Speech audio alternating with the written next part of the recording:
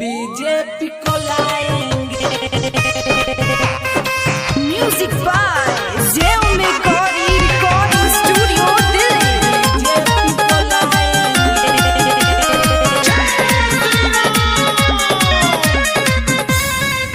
भगवा का ताकत हम फिर से दिखाएंगे। भगवा का ताकत हम फिर से दिखाएंगे। यूपी में फिर से हम योगी जी को लाएंगे। यूपी में फिर से हम बीजेपी को लाएंगे। भगवा का ताकत हम फिर से दिखाएंगे।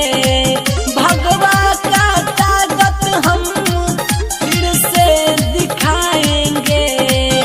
यूपी में फिर से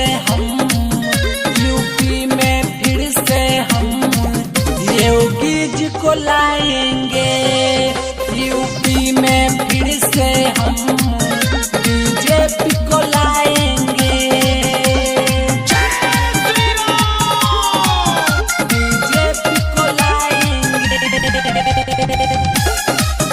यूपी में फिर से हम बीजेपी को लाएंगे। बीजेपी को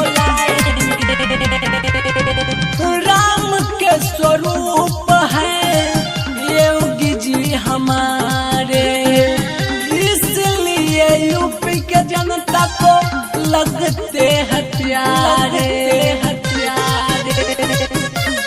हाँ हाँ, राम के स्वरूप है योगी जी हमारे, इसलिए यूपी के जनता को लगते हैं प्यारे। अयोध्या भी सजाए हैं, काशी भी सजाए हैं।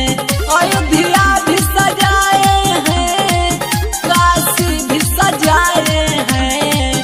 22 में फिर से बाबा, 22 में फिर से बाबा मथुरा भी सजाएंगे। यूपी में फिर से हम बीजेपी को लाएंगे। बीजेपी को लाएंगे। यूपी में फिर से हम बीजेपी को लाएंगे। बीजेपी को लाएंगे। सीएम का ताज फिर से उनको मिलेगा। भगवाधारी रंग जब फिर से खिलेगा। हाँ हाँ, सीएम का ताज फिर से उनको मिलेगा।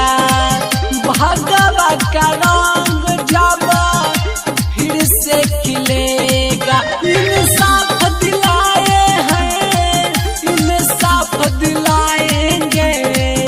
इंसाफ दिलाए हैं, इंसाफ दिलाएंगे।